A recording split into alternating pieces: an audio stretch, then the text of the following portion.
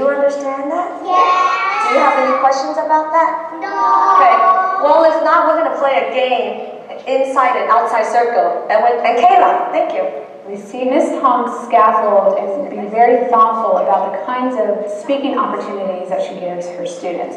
But she does so in a very nurturing way that really is seen as best practice for teaching English language learners. The question that the outside person is going to ask the inside person is, where will you go after school? Let's ask this question, practice. Where will you go after school? And the person, you will pick someone's house. You will say, I will, or is it I went? I will. Well, I didn't go yet. I will go to Corinne's house. I will go to Debbie's house. Okay? You pretend to be outside. You pretend you're inside. Okay? Okay. Outside, go first. Ask her the question. Where will you go after school? Pick someone from my class, please. Corinne's house. Did she do it correctly? Yeah! Okay, now I'm going to test to see if you were listening. Edwin, where will your partner go after school? Corinne's house. Okay, if you want to say in the whole sentence, you will pick the girl. Remember? Girls.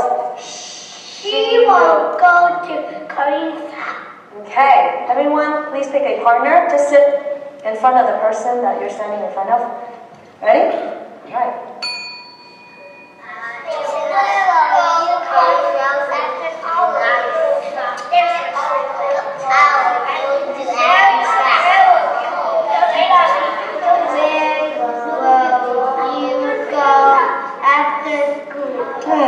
I will go to Mrs. Louis' house. Your best friend. Yeah. Okay, children, are you ready?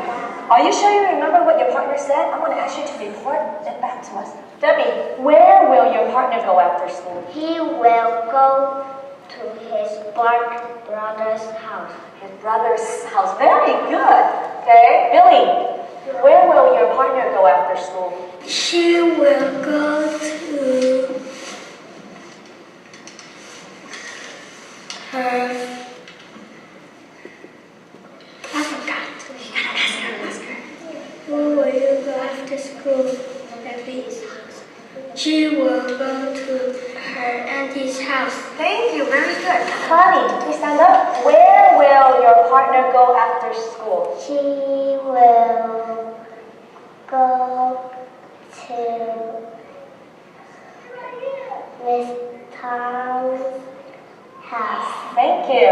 I think my favorite part of the lesson, as with most lessons, is when the kids actually get to practice what I taught them, especially when they report on what they heard from their friends, because from then I can really tell if they understood what I taught them.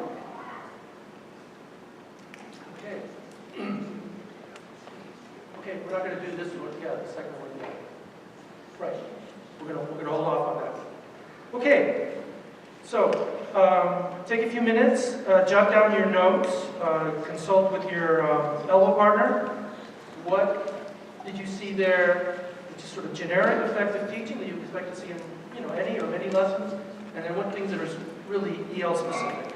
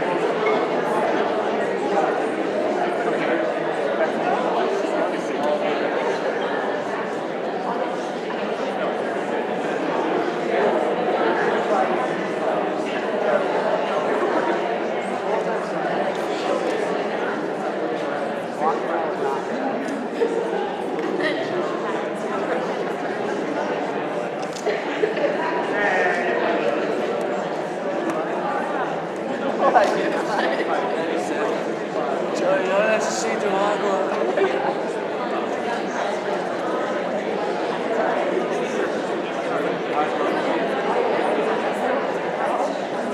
I love the Uber to Paris.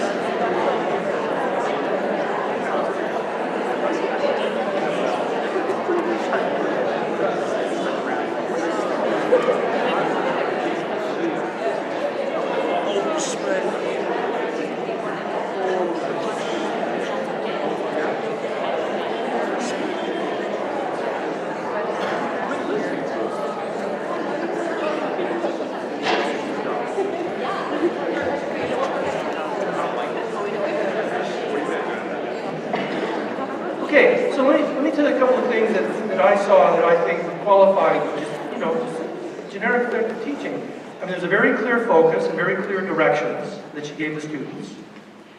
You know what, let me do this. Hold up your hands if you disagree. I mean, feel free to disagree. I thought it was very clear, very focused. I and the students knew what was going on. Do you agree? There was very good modeling. She modeled it, and then she guided students to model it for the others. Okay? There was ample practice. There was feedback, both positive and it was not very pronounced, but because the kids seemed to get it right. There was a little bit of corrective feedback, not very much, but there was very clear feedback. One of the kids said, "My brothers," and she said, "Brothers," very good, so she really emphasized that. There was also, this is a little more subtle, she also sort of scaffolded it in a way. Remember one little kid that said he forgot, and she said, "Well, ask your partner." So instead of just giving her the answer, ask your partner, because notice one of the things she did was she did an extension activity with the kids. She practiced with them, "I am going," but then she had them interview each other and then tell what the other one said. So they had to say, "She went to Mary's house."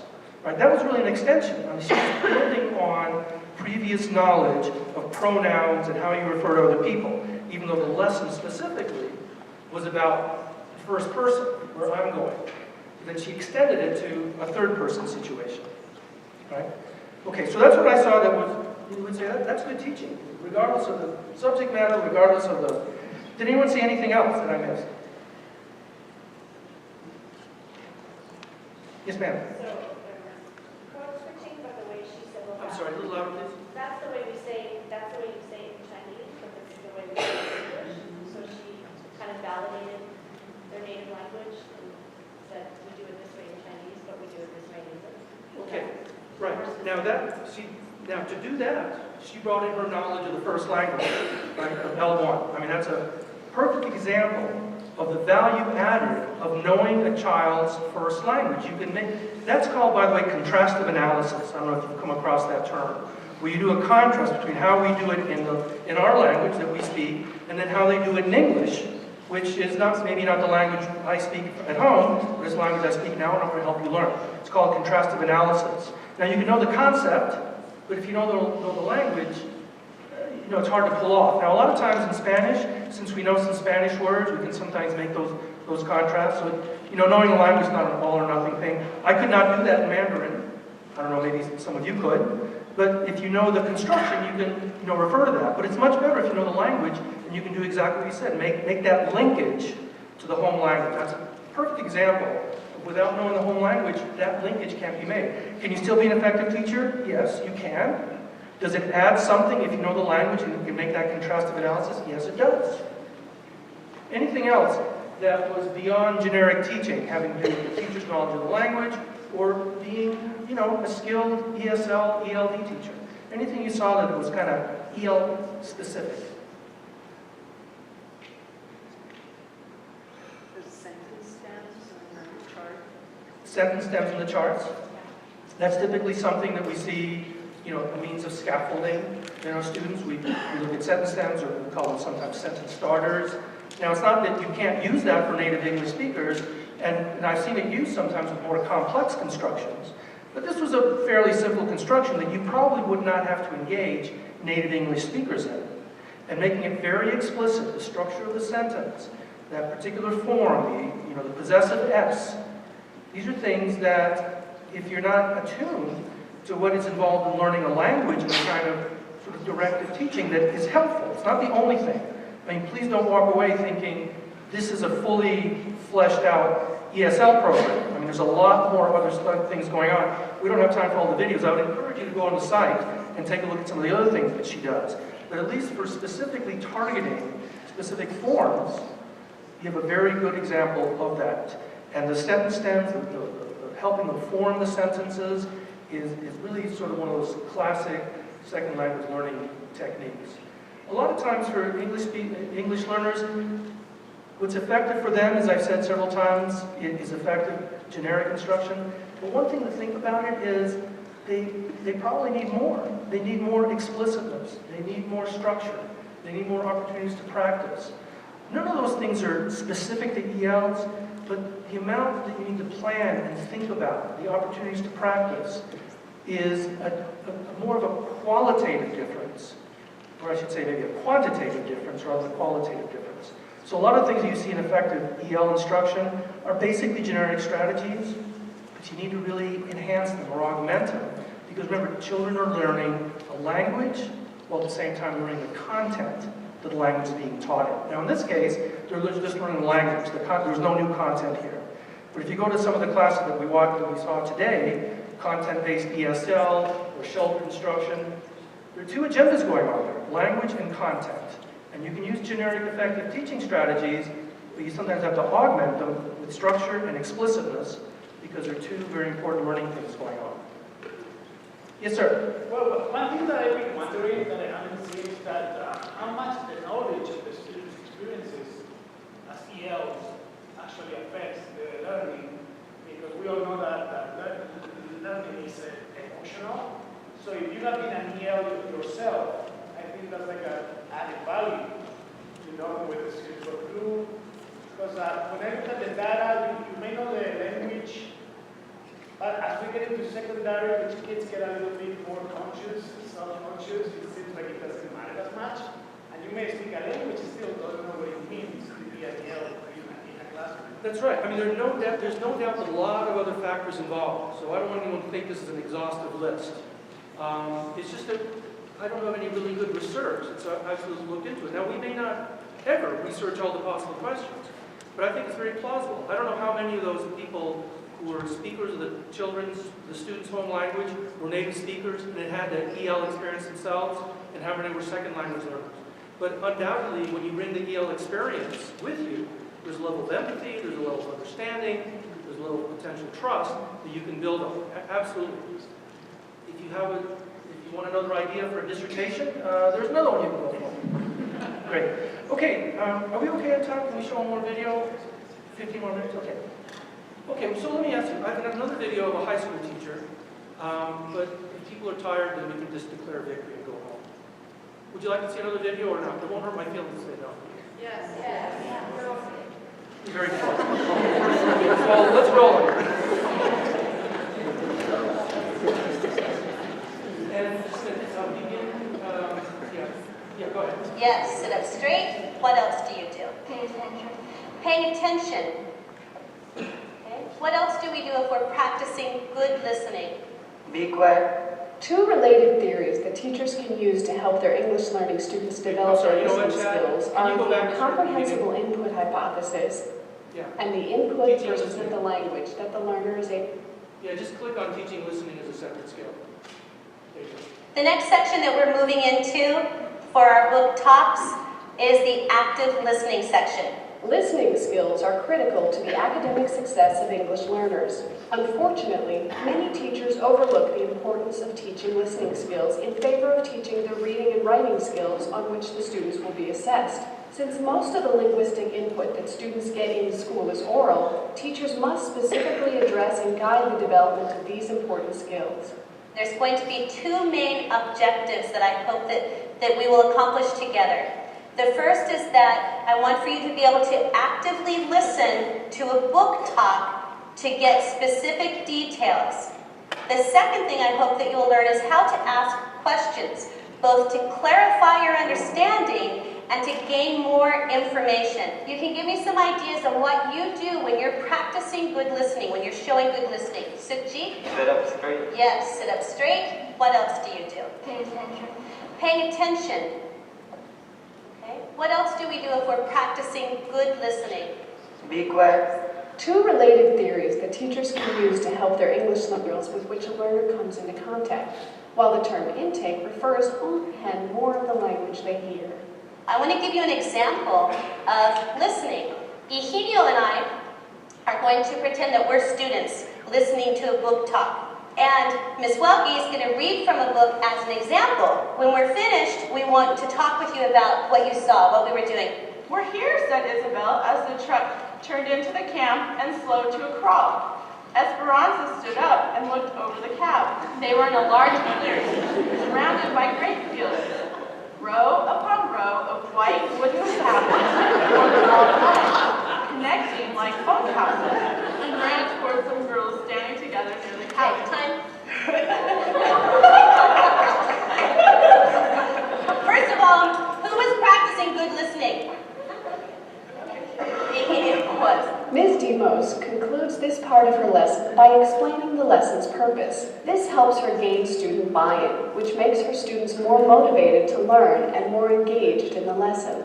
This active listening practice applies not just in this classroom and your other classrooms, but when you're going out and about your daily life with your family. The sheet that was just passed out to you are sentence starters to help you to formulate questions about the book talk. What I've given you are 3 different questions that you could ask that might come up while you're listening to a book talk. For instance, can you please repeat who the main character, I'm going to pluralize it, so what do I need to put here? Are. Good. We need to take a moment to look over these forms that you will be using to take notes on during your classmates' book talk. Your classmates will be giving their whole book talk, but you are going to be focusing on the character and the setting. You're going to be practicing your good listening practices by listening carefully to who the main characters are. That at the end you can raise your hand and ask one of your questions, such as, could you please repeat who the main characters are? The other thing that you're focusing on, the lines below, are setting. Where did this take place? English learners sometimes feel overwhelmed by the amount of language they hear while they are trying to process an oral message. Teachers can help students navigate. Okay, so there's an example from the other end of the developmental continuum, shall we say. And we just have a few minutes left. I would just simply observe that I think you see a lot of the same things you saw in the first lesson. There was very clear input, very clear directions. There was a clear objective. I mean, she told them what they were going to be doing. Did you see the modeling? There was very effective modeling, I thought. It was perfect for adolescents. I mean, it was just great. But then there was no primary language going on here, right? She either didn't know or didn't tap into any primary language. But there were some very important ELD things, the most important of which was her objective. In most classrooms with English-speaking kids, you don't really focus on listening skills. Maybe you should. I'm not saying, because I know plenty of adolescents who don't listen very well. But typically, this is something you do in ELD class for English learners. Because think about language proficiency. Reading, writing, speaking, listening. How often do we teach listening skills? How often do we teach the behavioral indicators that are telling you and that are letting the kid know kinesthetically that he or she is actually listening? So that objective is really in the domain of English language learners. And it's the kind of thing that I would expect a teacher who went through some ESL, ELD, bilingual, ESOL training to get some instruction on, some in-service, and some opportunity to practice. That's not something you would typically see in mainstream classrooms. And it happens less often than it should in a lot of second language classrooms. The sentence starters, again, as someone mentioned before, very useful, specifically very content-filled sentence starters, because she was telling them questions they could use to ask about specific aspects of a novel or a book report. What is the plot? Who are the characters? right? So it was really about the English skills, the English language skills, but also melded with important content information about studying, thinking about, reporting on, listening to, and asking questions about literature. So you had a very nice blending of the two in a way that used a lot of components, both effective generic teaching and effective ELD instructional strategies. So let me just close by giving you the final exam. And we actually don't have a lot of time. Typically the final exam is something very ambitious, like what are your key takeaways from what you've heard tonight? You know, and I was going to ask you to jot it down, to discuss, to edit. So it's such a great audience, I don't want to keep you any longer. So I'm just going to give you the answer key, if that's okay with you. Any objections? No, I didn't think so. So let me tell you this, it's not an answer key, it's my answers. I mean, what I want to encourage you to do, if you think it's worthwhile, is to think about what I presented today, and think about what does this mean as far as my instruction, what I have to do in the classroom. What I have to try to get more training in, what do I have to really focus on in my not only my school, but with my colleagues. What do we want to go more into detail on to really have a stronger effect on English language learners? So these are my takeaways from tonight, and I invite you, I ask you, to think about your own as you go forward. The first one is that effective teaching is the foundation of effective instruction for ELs. I don't think there's any escaping it. I could have told you about any number of studies, actual experiments done with English learners. They're not really about generic effective teaching, but if you read the studies very carefully, you soon realize that in the description of their methods, they were using a lot of the things that pass as sort of plain old vanilla wrapper effective instruction. It's not emphasized in the literature for reasons that we could speculate on at some point, but believe me, it's there. Any study that you read, any experimental study, if you read the description of the methodology, there's a lot going on with what we call effective generic instruction. Therefore, a teacher who is generally effective instructor is more likely to be effective with ELs. A generally effective instructor is more likely to be effective with ELs. I think the evidence is very clear on that. But, ELs also need additional support. They need teachers who know how to provide that support, and these teachers are likely to be even more effective. So that's really the challenge going forward, building on what we know, practicing what we think is effective, being skeptical, being critical, being self-analytical, and trying to contribute to our knowledge base of effective practices, as we heard earlier, and I don't need to convince anyone in this room, our ELs deserve nothing less than that. Thanks very much. You've been a terrific job.